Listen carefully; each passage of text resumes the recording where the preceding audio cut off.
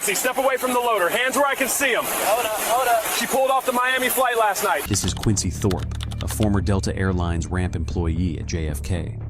Investigators usually spend months building a case like this one, but for him, they only needed 24 hours. $258,000. Every bag that hit my belt got loaded. That's how I run my crew. No, you got the wrong guy. You've been working this gate 6 years. $258,205 in cash. 8 Loomis bags. 1 ramp worker.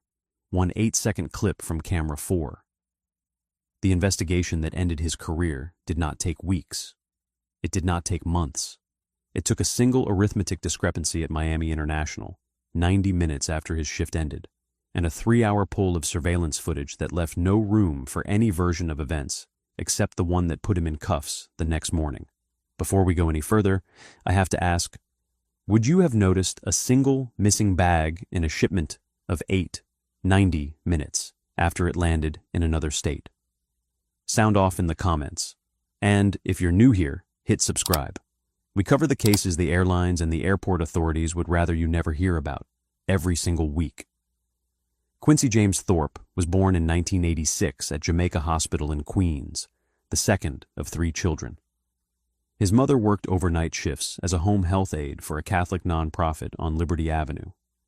His father drove a delivery truck for a beverage distributor in Maspeth and came home most nights smelling like cardboard and diesel. The family lived on the second floor of a 3-family house off Linden Boulevard in Springfield Gardens, 3 miles from the south perimeter of Kennedy Airport. The bedroom Quincy shared with his younger brother had a window that looked east.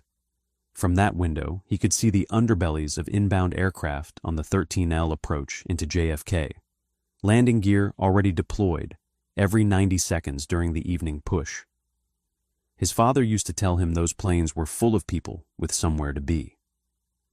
Quincy remembered being 7 years old, lying on his stomach on the carpet, wondering what was inside the cargo holds. He was a quiet kid. Teachers at PS 156 in St. Albans wrote that he was respectful, diligent, and easily overlooked. He did not stand out academically. He did not stand out athletically.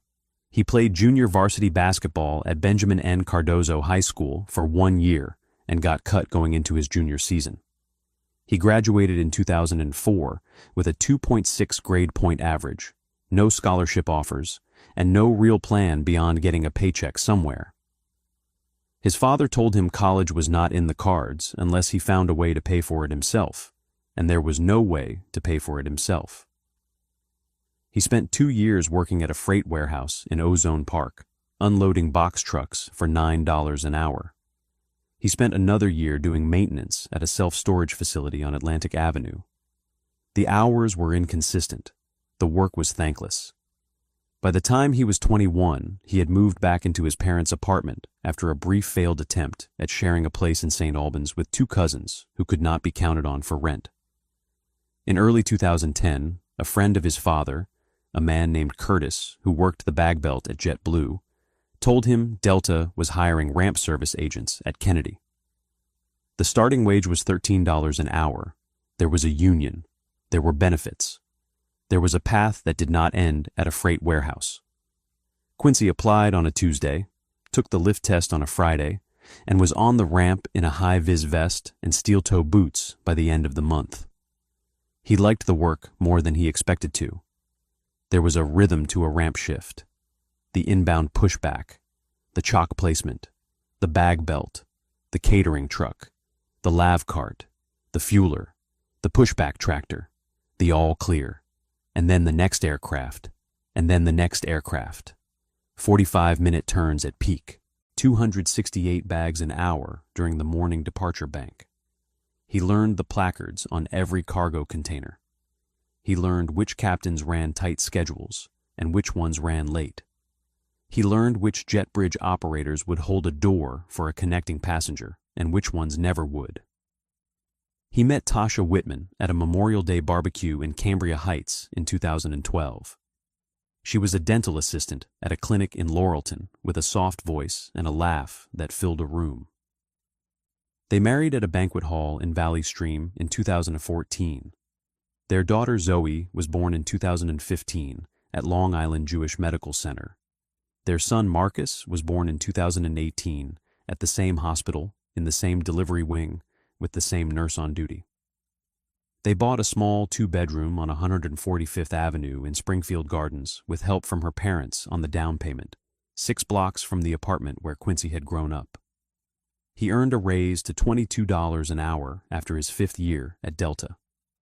His annual reviews from 2010 through 2022 used phrases like consistent performer, shows up on time, follows manifest protocol, and team-oriented. He was never written up for safety violations. He was never investigated for theft. He was never named in any internal audit. He was the kind of employee a station manager forgets exists because nothing about him ever requires attention. He worked the 4 a.m. to 12:30 p.m. shift at Terminal 4. He drove a 2012 Honda Civic with a small dent in the rear quarter panel. He parked in the employee lot off the Van Wyck Expressway and rode the shuttle in. He clocked in at 4:05 a.m., 5 days a week for 8 years. By the spring of 2024, the math on his life had stopped working. The mortgage was $2,800 a month. Daycare for Marcus was $1,900. Zoe needed braces that the dental plan did not fully cover. The Civic needed a transmission. Tasha had cut her hours after a back injury at the clinic and was waiting on a workers' compensation determination that kept getting pushed back. Quincy was working overtime every Saturday and most Sundays. He was bringing home $72,000 a year and watching it disappear into bills before the deposit cleared the bank. He was not in trouble with anyone. He was not gambling. He was not using. He was just losing. The cargo hold of a Delta 757 is not what most passengers imagine. Below the cabin floor, behind a small access door near the aft galley, the fuselage hides 2 pressurized compartments capable of carrying 28,000 pounds of freight. On most domestic flights, the holds carry suitcases, golf bags, pet carriers, and the occasional set of human remains being transported home for burial. On certain flights, Tuesday and Friday mornings in particular, they also carry money. Loomis Armored US is a commercial cash-in-transit carrier. Banks, casinos, and large retailers contract with Loomis to move physical currency across the country. The cash moves in sealed canvas bags, each tagged with a barcode, a tamper-evident plastic seal, and a manifest number. Loomis trucks bring the bags to the cargo door at the airport. Airline ramp agents scan the bags and load them into the cargo hold alongside ordinary luggage. At the destination, Loomis trucks meet the aircraft on the receiving ramp and take the bags away under armed escort. The chain of custody is meticulous on paper. The Loomis driver scans each bag at the originating client. The Loomis driver scans each bag again at the airport handoff. The airline ramp agent scans the bag onto the aircraft. The pilot signs a cargo manifest before pushback. At the destination, the receiving ramp agent scans the bag off the aircraft. The receiving Loomis driver scans the bag at acceptance. 5 scans, 5 signatures, 5 separate logs in 3 separate computer systems. The vulnerability is not in the paperwork. The vulnerability is in the 90 seconds between the moment a Loomis driver leaves the cargo door and the moment the airline ramp agent confirms the count on his handheld scanner. During those 90 seconds, the bags sit on a belt loader on the open ramp, often with only one ramp agent assigned to that aircraft's cargo door.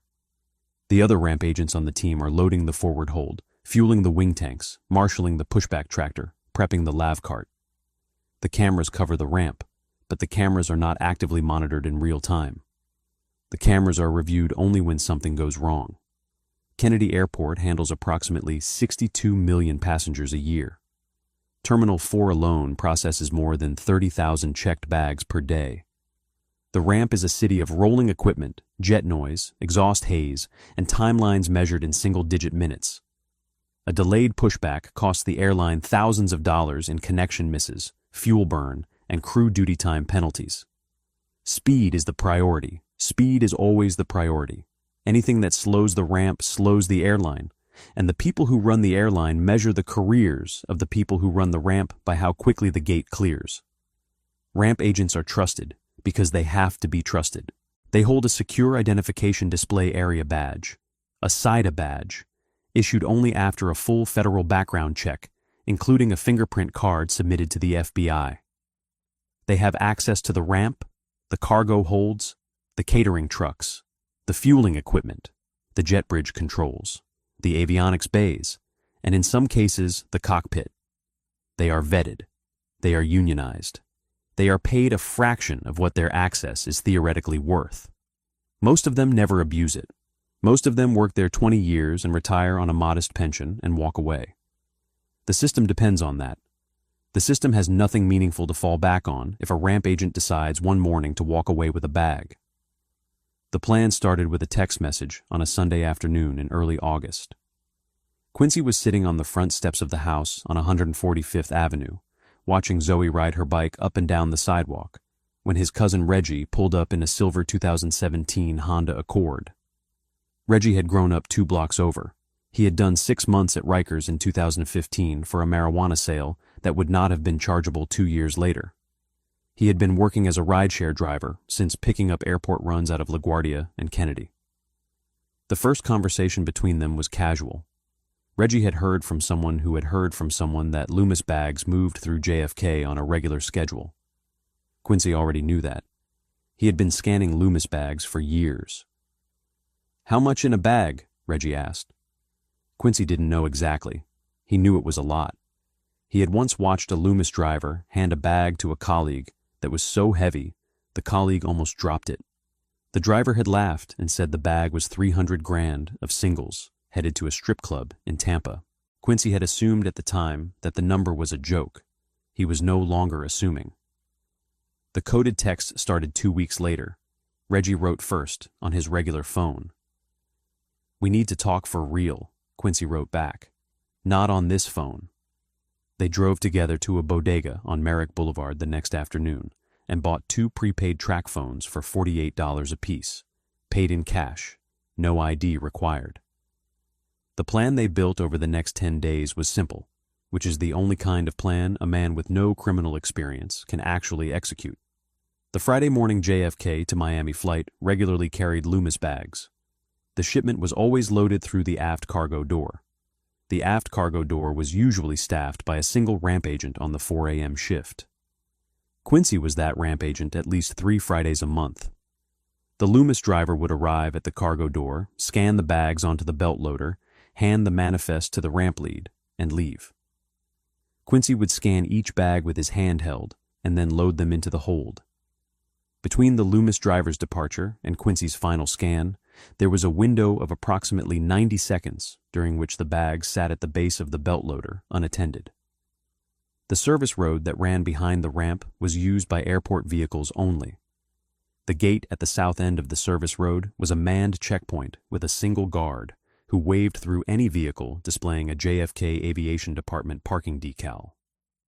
Reggie's Accord did not have a decal. Reggie was going to drive a borrowed silver 2014 Honda Civic that did. The Civic belonged to the mother of an airport maintenance worker named Jean Pierre, who had loaned it to Reggie the night before on the understanding that Reggie was picking up a sofa from a relative in Bridgeport. Quincy would carry one bag, only one, across the service road, set it on the pavement next to the Civic's open passenger window, and walk back. Reggie would put the bag in the trunk and exit through the south gate. The math on the manifest would show 7 of 8 bags scanned. Quincy would tell the lead that the Loomis driver must have miscounted at the pickup. He had seen miscounts happen before. The lead would file a discrepancy report. The discrepancy would go to Loomis. Loomis would investigate at the originating client first, because that is where mistakes almost always happen. By the time the trail came back to JFK, the cash would have been laundered through a series of small deposits at 3 different banks, and the link to Quincy would be impossible to prove. That was the plan. None of the plan accounted for Camera 4. The night before the theft, Reggie sent the final coordinating texts on his track phone. "Ramp 4, same as last time, only 1 this trip," Quincy wrote back. 8, not 7, don't miss. He meant, the manifest will show 8 bags, do not take more than 1, do not get greedy. Reggie wrote back, copy. The morning of the theft, Quincy clocked in at 4:06 a.m. He worked his first 3 turns of the morning normally. At 7:58 a.m., the Loomis truck arrived at the cargo door of N1667DN, the 757, scheduled to operate Flight 1421 to Miami. The Loomis driver and Quincy exchanged the same nod they exchanged every Friday. The driver stacked 8 canvas bags on the base of belt loader 17, scanned each one, handed Quincy the manifest, and walked back to the truck. The truck pulled away at 8:01 a.m. At 8:02 a.m., Quincy lifted the 8th bag off the belt loader and carried it across the service road. The Civic was idling in the spot they had agreed on the night before. Reggie's window was already down. Quincy passed the bag through the window. He did not say a word. He turned around and walked back. The whole transfer took 8 seconds. He scanned the remaining 7 bags onto the aircraft. He signed the manifest with the discrepancy noted in the comments box. He told the ramp lead, a 15-year veteran named Marcus DeWitt, that he had counted 7 bags, but the Loomis driver had marked 8. Marcus radioed it into operations. Operations told him to file the discrepancy report and continue the turn. The flight pushed back at 8:31 a.m., on time. Quincy clocked out at 12:34 p.m. He drove home. He sat in the kitchen and did not eat lunch. He did not know yet that Camera 4 had captured every step of the 8-second transfer in clean, well-lit color footage, with his badge number visible at the chest. Flight 1421 landed at Miami International at 11:47 a.m. Eastern. Taxi to gate took 9 minutes. The aft cargo door opened at 11:58. The Miami ramp lead, a 15-year veteran named Hector Aguilar, was standing at the base of the receiving belt loader with his manifest in hand and a Loomis representative 2 feet behind him. He counted 7 bags. He counted them again. 7. He looked at the manifest. The manifest said 8.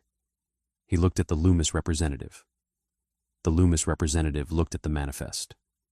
They counted the bags together. 7. Hector radioed his supervisor. The supervisor came down to the ramp from the operations office. They counted a 3rd time. 7. The Loomis representative was already on his radio with his dispatcher in Doral. By 12:14 p.m., 90 minutes after wheels down, Loomis NY operations on Rockaway Boulevard in Queens had been notified by Loomis Miami. The NY operations director, a former NYPD detective named Frank Marchetti, did not wait. He picked up his desk phone and called the FBI's JFK resident agency directly.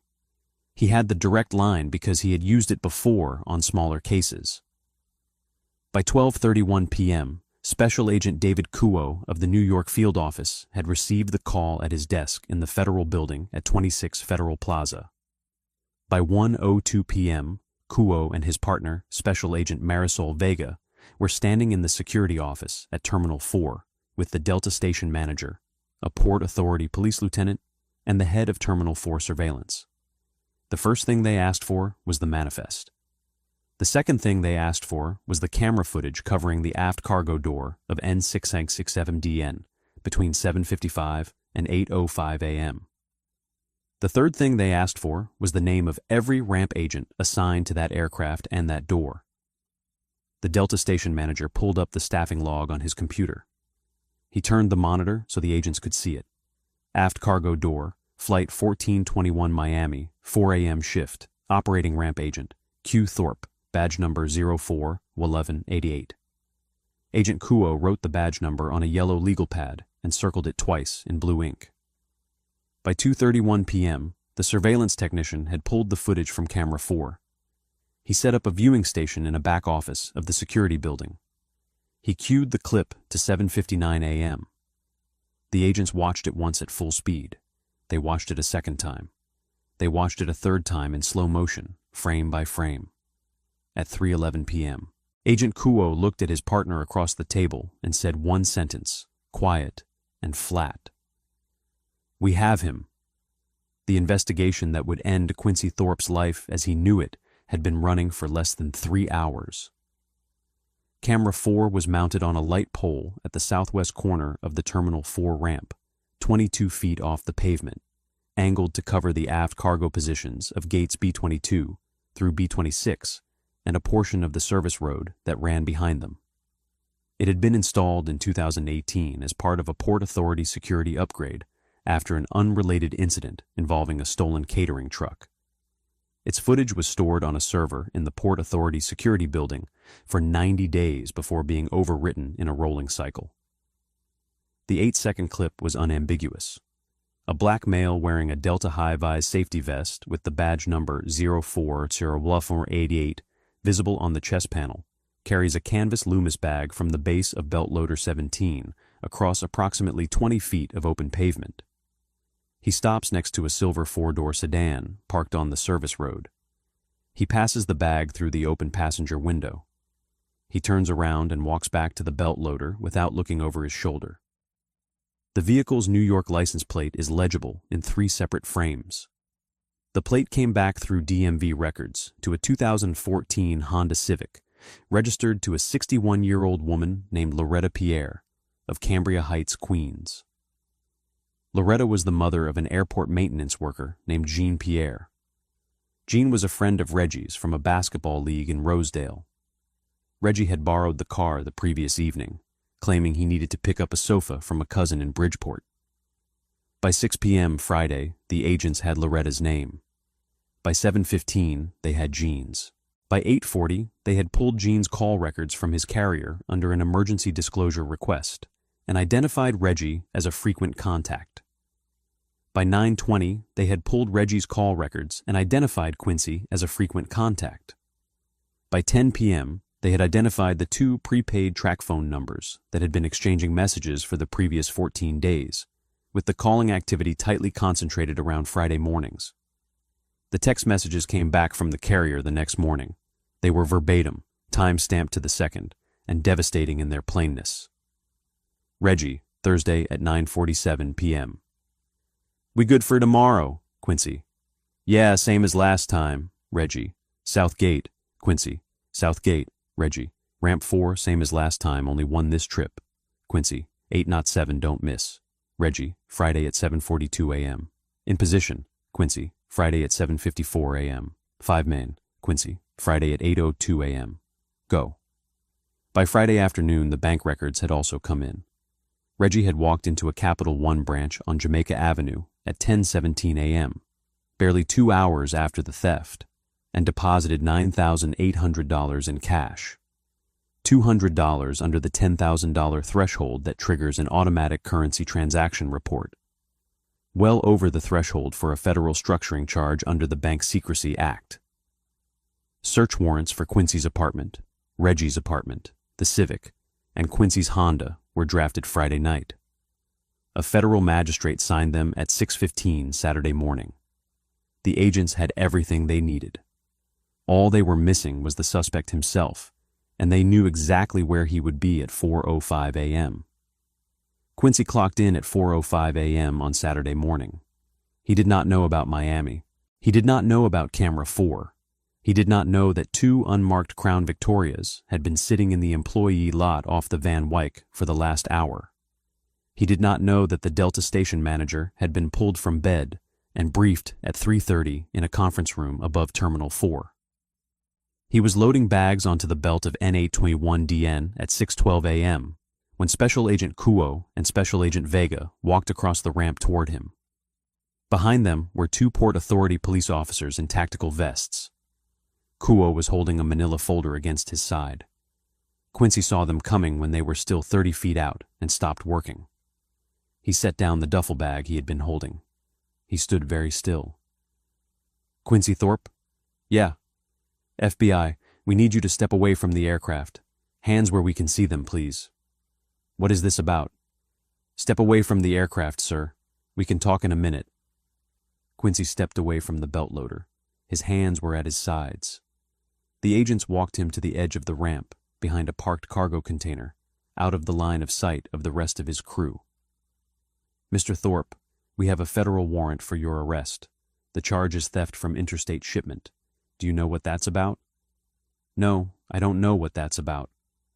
"We have video of you taking a Loomis bag off your belt loader yesterday morning at 8:02 and handing it through the passenger window of a silver Honda Civic registered to Loretta Pierre. The vehicle was driven by your cousin, Reginald Thorpe. We have your text messages. We have his bank deposit. We have everything, Quincy. Quincy's shoulders dropped half an inch. He looked past the agent at the tail of the 757 he had been loading. He did not speak for several seconds. When he did speak, his voice was very quiet. I want a lawyer. That's your right, sir. Turn around, please. Hands behind your back. He turned around. The Port Authority officer cuffed him. He did not resist. He did not argue. He did not say another word as they walked him across the ramp toward the security building. Several of his co-workers stopped what they were doing and watched in silence. One of them, a ramp agent named Devin, who had trained Quincy back in 2010 and had stood up at his wedding, took off his own high-vis vest, balled it up in his hands, and looked at the pavement. Quincy was processed at the FBI New York field office at 26 Federal Plaza by 10 a.m. He was arraigned in federal court in Brooklyn that afternoon before a magistrate judge. He was released on a $50,000 signature bond pending trial, with surrender of his passport and travel restricted to the Eastern District of New York. By the time he got home that evening, his SIDA badge had already been deactivated in the federal database. His locker at Terminal 4 had been emptied into a cardboard box, and his Delta employment had been terminated for cause. The federal grand jury sitting in the Eastern District of New York returned an indictment on August 28th, 8 days after the arrest. The charges were 3 counts. Count 1, theft from interstate shipment under 18 U.S.C. paragraph 659, a felony carrying up to 10 years in federal prison. Count 2, conspiracy to commit theft from interstate shipment under 18 U.S.C. paragraph 371. Count 3, money laundering under 18 U.S.C. paragraph 1956A, 1, B, I, tied to the structured deposit Reggie had made at Capital One. Reggie was charged separately in a parallel indictment with conspiracy and receipt of stolen property. Quincy was assigned a court-appointed federal defender named Anthony Russo, a former Eastern District prosecutor who had been on the defense side for 11 years. Russo was direct with him in their first meeting at the federal defender's office on Cadman Plaza. The video was unimpeachable. The text messages were unimpeachable. The bank records were unimpeachable. Trial would be a formality, and the post-trial sentence would be substantially longer than what the government would offer in a plea. The only path that made any sense was a plea agreement with full cooperation, full restitution acknowledgement, and acceptance of responsibility for sentencing guideline credit. Quincy took the deal. Reggie took an identical deal a week later, after his own attorney made the same calculation. The plea hearing was on November 14th before United States District Judge Helen Marston, a 22-year veteran of the federal bench who had been appointed by President Clinton in 2002. Quincy pleaded guilty to all 3 counts in a flat, exhausted voice. Reggie pleaded guilty to conspiracy and receipt of stolen property. Sentencing was scheduled for February. The sentencing hearing lasted 94 minutes. The government called a single witness, the Loomis NY Operations Director, Frank Marchetti, who described in measured detail the impact of the theft on the company's relationships with its banking clients, 3 of whom had threatened to pull their contracts in the days following the loss. The defense called Tasha Thorpe, who spoke in a shaking voice about her husband's character before the financial pressures of the previous 2 years had begun to compound, and asked the court for leniency on behalf of their 2 children, who were sitting in the 3rd row of the gallery in matching blue sweaters. Judge Marston was measured in her remarks, and she spoke directly to the defendant rather than to the courtroom. Mr. Thorpe, this court has reviewed every document submitted by both sides. I have read your wife's letter. I have read the letters from your mother, your pastor at Greater Allen AME, your former high school basketball coach, and your former supervisor at Delta. I do not doubt that the man who walked onto the JFK ramp 8 years ago was not the man who walked off it last August. I do not doubt that there were real and genuine financial pressures in your life that you did not know how to address. But the position you held was a position of public trust. Every passenger who boards a commercial aircraft in this country trusts that the people loading the cargo hold are not stealing from it. Every bank that ships currency through the airline cargo system trusts that the chain of custody will hold from origin to destination. You broke that trust deliberately. You broke it with planning. You broke it over the course of 2 weeks of coordination with a co-defendant. That is not a crime of impulse, Mr. Thorpe. That is a crime of decision. The sentence I impose has to reflect the difference. She sentenced Quincy to 37 months in federal prison, followed by 3 years of supervised release. Restitution in the amount of $258,205, joint and several with his cousin. Reggie received 24 months and the same supervised release term. Both were ordered to surrender within 30 days. Quincy was designated to the Federal Correctional Institution at Otisville, a low-security facility in Orange County, New York, about 90 minutes north of Springfield Gardens by car. Otisville is a common designation for Eastern District defendants because it is close enough to the city to allow regular family visits. He self-surrendered on March 11th, walking through the front gate with a paperback novel and a list of approved phone contacts in his hand. He was inmate number 96412-053. He worked in the kitchen for 12 cents an hour. He took a class on small business accounting through the prison education program. He read to his daughter Zoe over the phone every Sunday evening for 15 minutes, the maximum his weekly call allotment allowed. He did not talk much to the other inmates. He did not get into any trouble. He counted days. His SIDA badge was permanently revoked. The federal database that controls airport access flagged his name in a way that cannot be cleared. He will never work in commercial aviation again. He will never work in transportation security again. He will never work in any role that requires a federal background check. The 8 years he spent on the JFK ramp, learning the rhythm of the morning departure bank, the placards on every cargo container, the names of every captain on the 4 a.m. flights. All of that institutional knowledge is now unusable for the rest of his working life. The cash was almost entirely recovered. 241,000 of the 258 had been sitting in a black duffel bag in the back of Reggie's bedroom closet, still in its original Loomis bands and tamper-evident seals, when the agents executed the search warrant on Saturday morning. The remaining 17,000 was never accounted for. Reggie said in his proffer that he did not remember spending it. The agents did not press the point. Loomis revised its protocols at JFK in October. 2 ramp agents are now required at every cargo door during a cash transfer. A Loomis representative remains physically on the ramp until the airline's manifest scan is fully complete and confirmed. Camera 4 was upgraded to 4K resolution and tied into a live monitoring feed at the Port Authority security desk.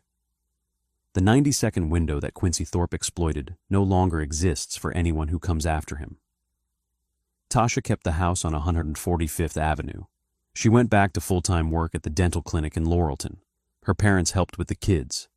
Zoe and Marcus were told their father was working far away for a while. Marcus, who was 6, asked his mother one Sunday afternoon if he could see the airport his dad worked at. Tasha drove him along the Belt Parkway and pulled over near the perimeter fence south of the runway. He pressed his face to the window and watched a Delta 757 lift off into the haze over Jamaica Bay. He did not know it was the same airline, the same kind of aircraft, and very nearly the same flight number his father had loaded on the morning everything ended. This case was clean. The math caught him in 90 minutes flat. But the case on the right-hand side of your screen right now, the math never caught up at all until it was way, way too late. Click it now.